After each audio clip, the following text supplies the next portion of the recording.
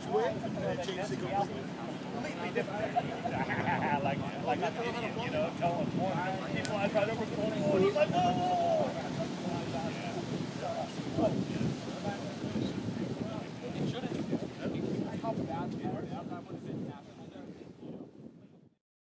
GPS mode, but it's good to push your skills a little bit, because in the event of emergency procedure, like if you do lose your GPS, you know, you want to be able to recover that aircraft safely.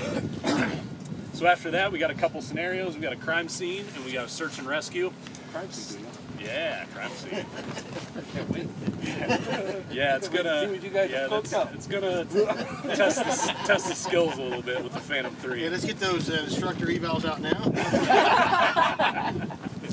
We'll come up with some different scenarios in the afternoon if we have some more time, and we'll do a quick risk management assessment. How's everybody feeling? Great. Good. Good sleep. Didn't sleep so good. Trying to drive home in the traffic last night. Midnight. Yeah, well, that's about the program. Yeah. Everyone's good. So, no migraines. When we're talking about emergency procedures, you want to go with your manufacturer's guidelines for the actual aircraft itself.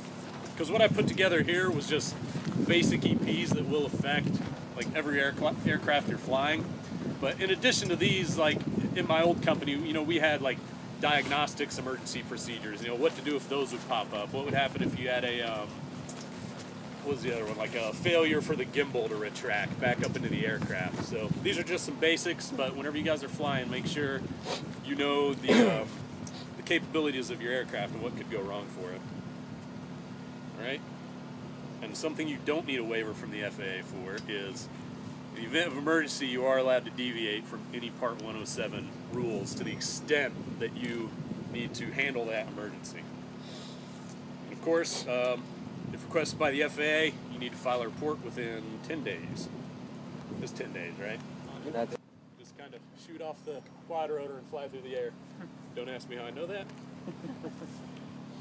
So preventing loss or damage depends on recognition of malfunctions before they happen. So if you're a real sharp operator, so your GPS signal is really low, you know, if you're not really focused in on that hand controller screen too much, you know, but you're still observing all your data, you know, maybe you see your altitude slowly dropping. Probably not going to notice in your hand controller, but you might notice given that altitude. So being aware of those before they get bad is the way you're going to mitigate any emergencies or damage to your aircraft. Right. So some systems, they'll come with an emergency procedure checklist, and they will have, they call them immediate action items, where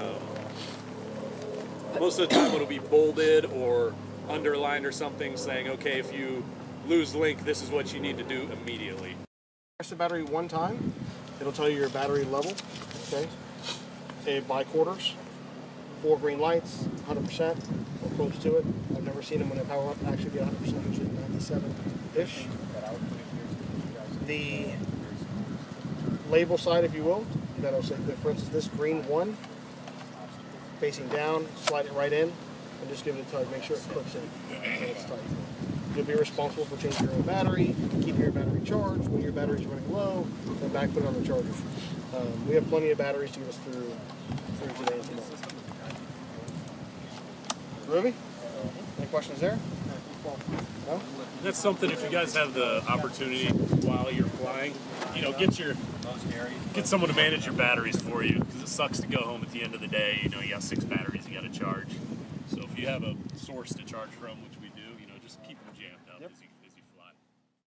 If the camera's facing you, the front of the drone is facing you, you have to give the controls opposite input of what you want it to do. Make sense? Yeah. It'll translate flow. And that's what we're going to do. We're going to do some test flight stuff now. Okay? So in the school that I went to when I first started doing this, at least for the police side, I've been crashing drones for years. But they said if you're going to come in for a landing, if you're going to put your UAS down, spin it around so that way when you give input left or give input right, it's actually going left or right, as opposed to trying to do the opposite. Yeah. Make sense? Easy enough? To start the propellers, both thumbs down and in. To start your propellers. And you have to hold it like for a while. It's 3 seconds. It'll turn right on. Both controls out and down. The rotors turn off and air. Be very sensitive, so both of them.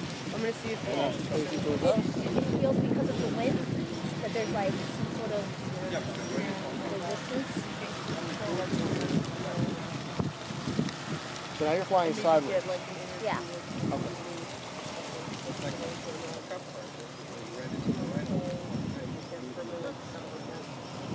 Oh, really?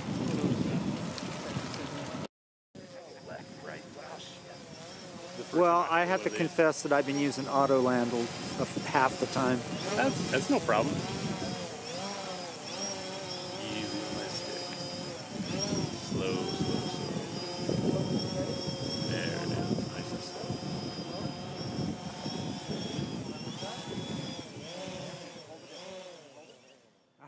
All right. Excellent. I'm landing it on that. Excellent. Easy on that stick. Easy. Nice, nice. Beautiful. All right. Nicely done. Very nice. We're going to create it from scratch. This, by the way, this software was developed in Latin. So, obviously it doesn't look the same like a typical app with those radio buttons and everything like that. So, create from scratch. Hit next. All right, we're going to choose. They've got all kinds of drones or UASs that we could use to choose from, and it's these are things that they've already developed the mission planning software for. So we're going to choose DJI Phantom 3. We can name this Creeping Line.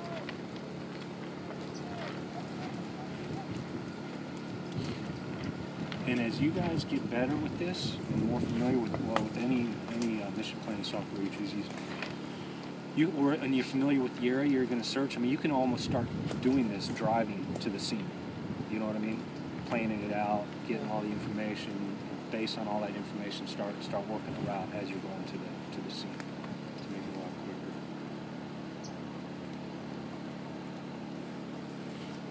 Do you do that now in the helicopter? Let's say you're going to find a kid. Do you do that as No. before you ever get in the aircraft or whatever? No. What I'll do in the aircraft or on a call is we'll usually have the last known position of something we're searching for, and that's the only thing we can put in our nav system because our nav system doesn't have the capability of doing routes like this. Right. Okay. So that's why I showed you that triangle because it's Right. using cockpit math. You know, it's a lot Yes. easier just to add 120. You know, as long as you have the last known position that's in the nav system, you've always got a reference to that. So you always know, wherever that needle, that's a little green needle in the helicopter points to, it's pointing there. So as long as you know what headings and stuff, you can use the headings and the course and everything to make sure you're flying that pattern as good as you possibly can without, it flying forward. Alright, so it's going to ask you some stuff. Home location, first waypoint. Yeah, we can use that. A lot of the defaults are good. Right here, maximum altitude above ground, 393 feet, that's fine. Emergency return altitude, right now it's set for 164 feet. That's good. I mean, that building over there is what, 7, 8 stories? So maybe 90 feet, 100 feet high, that building, max, so 160. Are they using feet or meters? This isn't feet. I changed it. Okay. You can change it in the profiles to Okay, cool. imperial. Yeah. So Okay. I changed it. So I think 160 feet that's something that you really always got to remember is what you set in that emergency route, because there's a tall obstacle and you have it set for 100 feet, 120 feet, that could be problems. And that would be something you would put in your standard operating procedures and stuff in your checklist.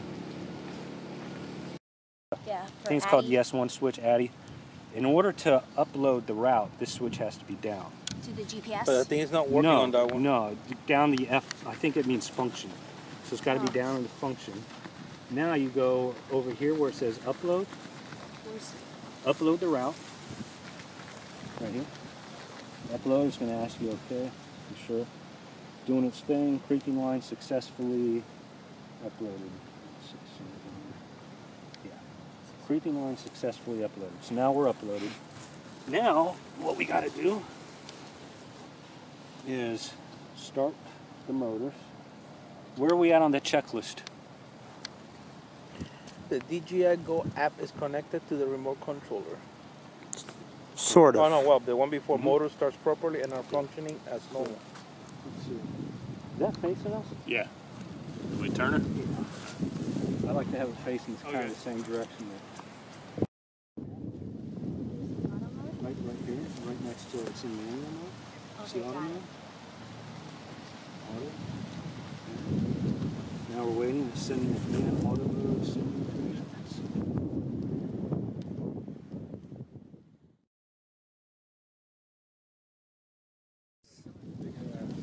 Wow.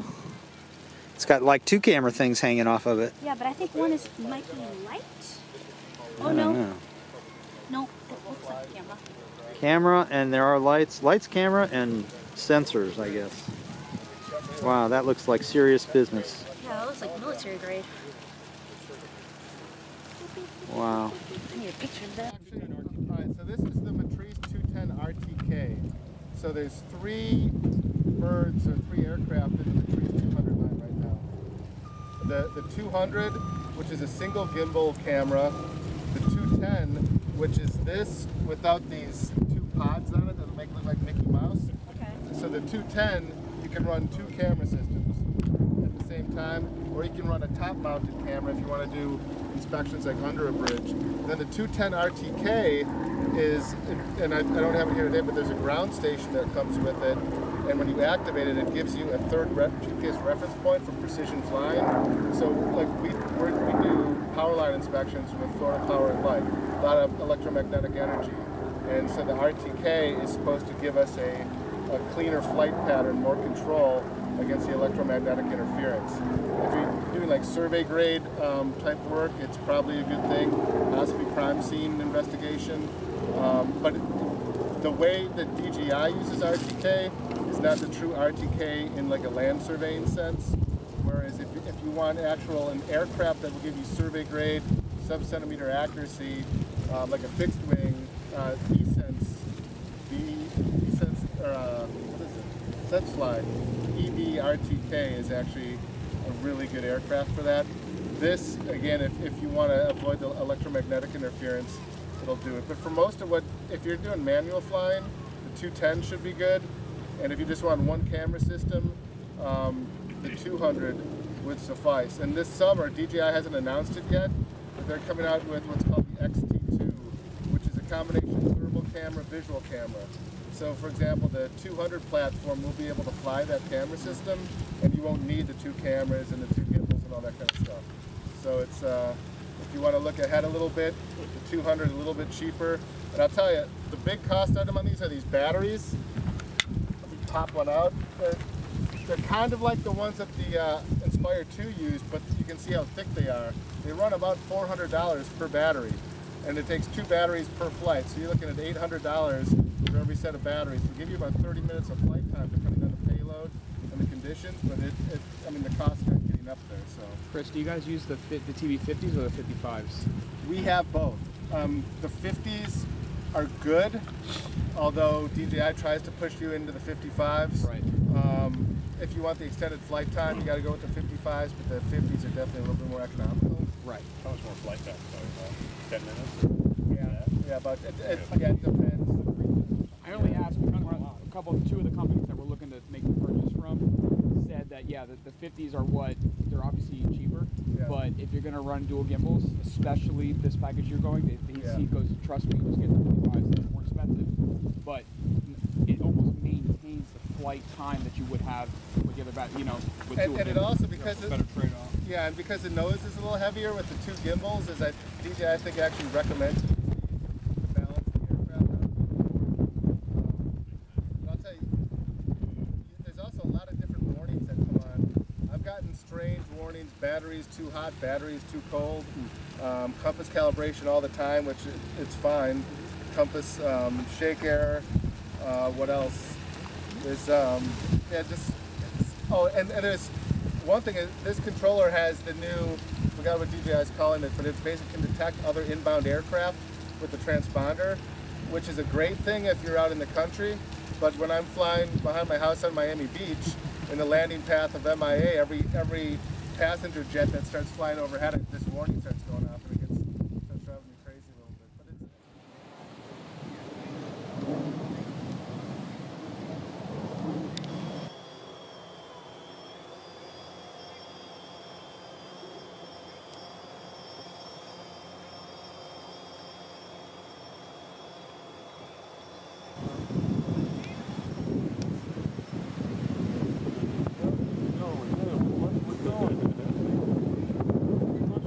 Tricky in the wind. we have everything working against you in this scenario. Okay? I would stop right there, and I would take that shot. Adjust your exposure, take that shot. And actually now your altitude is higher than that of a vehicle right now. So, okay, now you came down there.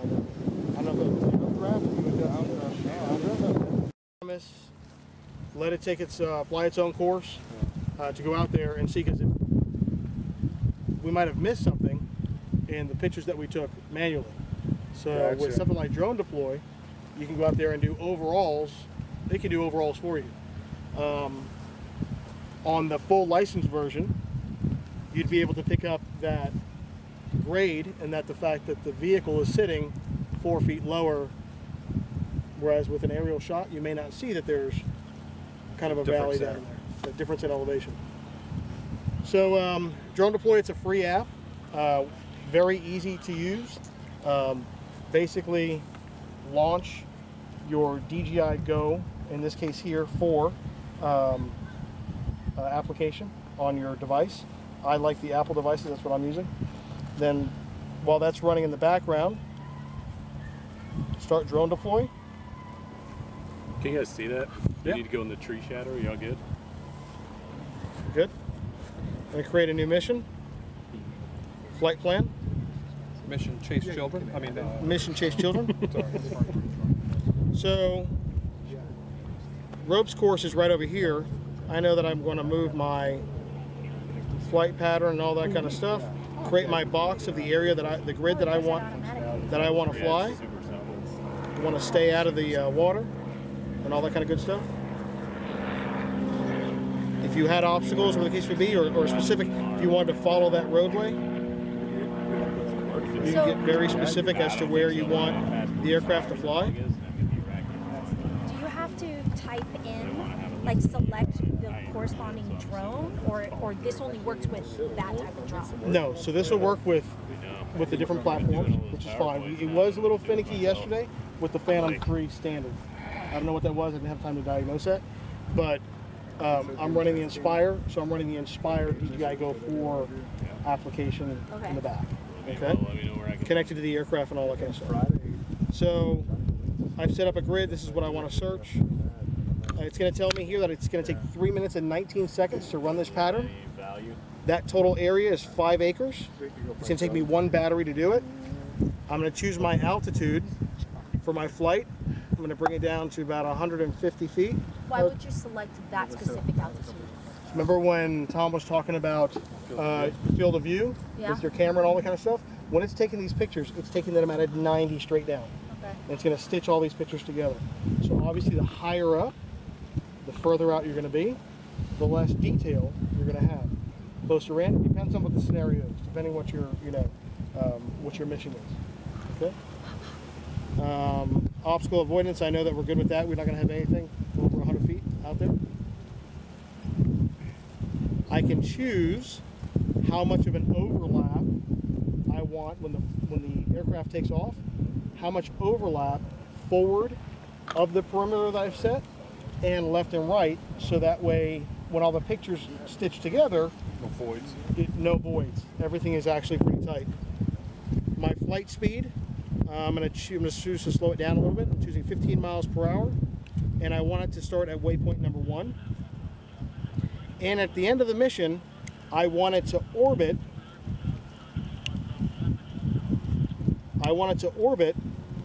And take pictures, okay, all the way around center, which gives you actually more detail when you get into the 3D image side of it. Now you're looking at sides of buildings. We'll be able to see the sides of the car and all that kind of stuff. Groovy? Questions? Groovy. Launch it. Launch it. Let it ride.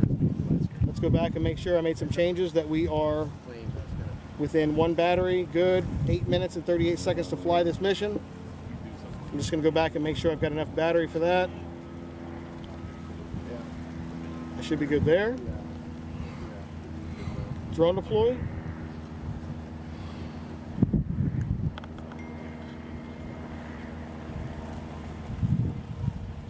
Cool. I'm going to upload this to the drone by just hitting the save button. Now the application's communicating with the software, the DJI Go software. When I'm ready, hit the launch button, it will take off, and I do nothing from there. You don't even take, like, let's say if you want to take pictures, can you, does it give you that option or It's no? taking pictures for me. That's exactly what this is doing. This is going up, it's going to take all the pictures with the settings that I set for the altitude and how much of an overlap to make sure that there's no voids like you mentioned. All good? Good. Clear? Clear. Contact. Clear prop. And one button. That was our Clear prop. Landing gear will come up.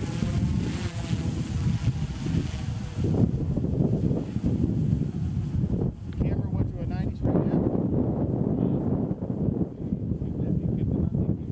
No, it's up. About 4 feet.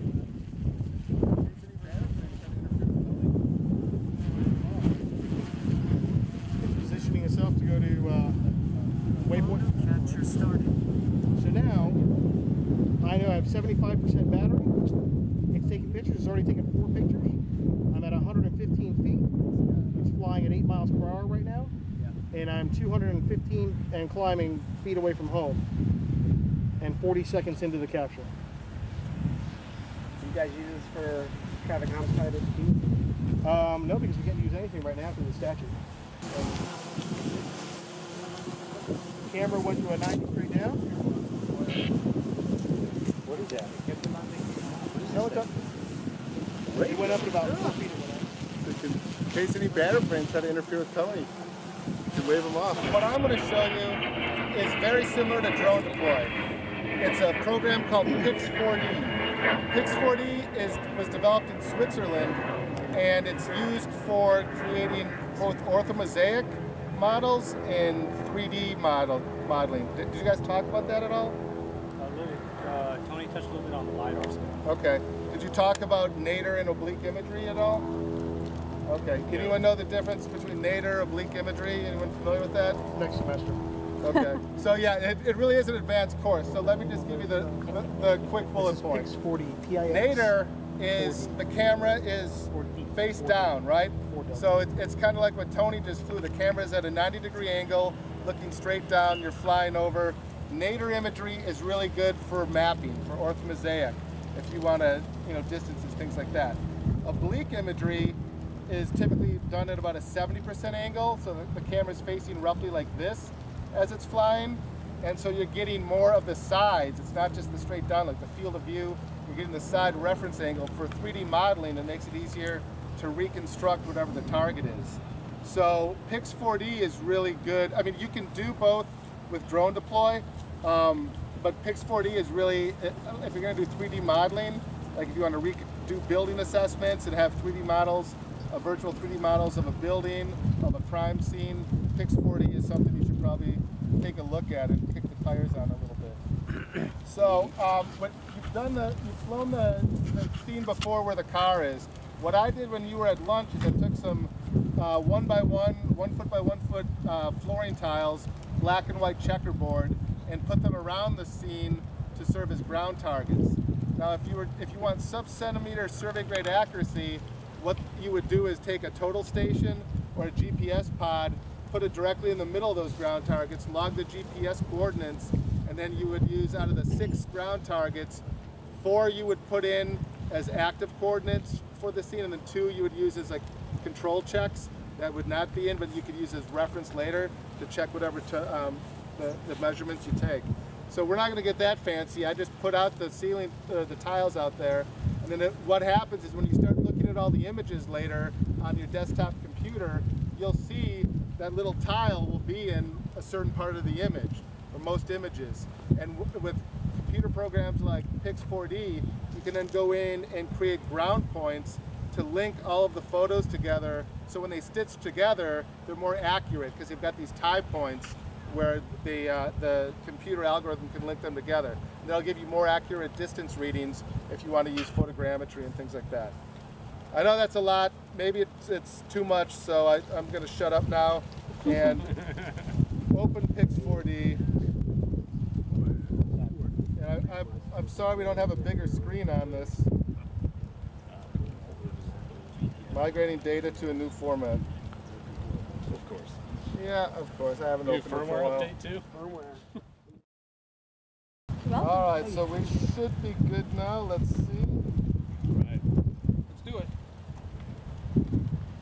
And one more time, the name of this is Pix4D. Pix4D. PIX? I have it written down. I'm gonna download that drone thing into my tablet so we can use it. Okay.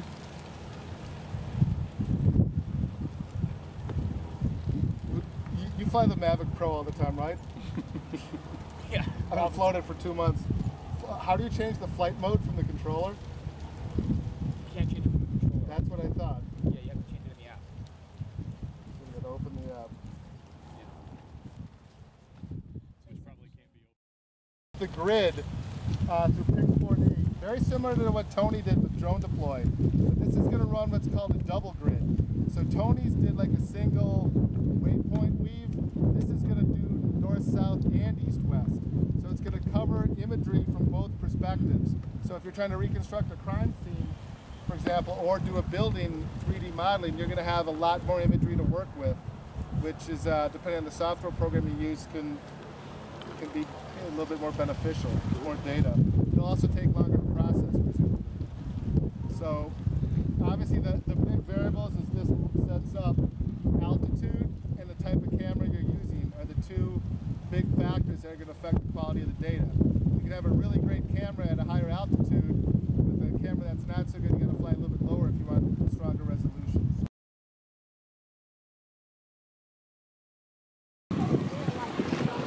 Is that police? We got a chopper inbound. That's police. That's why it's so hot. That's your buddies, guys. Call them up. That's your buddies. That's the police. Where's that fire? Is that your guys, Tom? Oh, that's what they're saying. Rent the plane to advertise. By the way, Tony, what you're seeing up there is my dream job. That's Being a banner pilot? yeah. Really? Nobody really bothers you. You're going low and slow. Did you hear about the guy who crashed in Miami Beach a couple weeks ago? Yeah, it was a soft landing. It was a very soft landing. He's lucky he put it down in 4 feet of water. Yeah, that's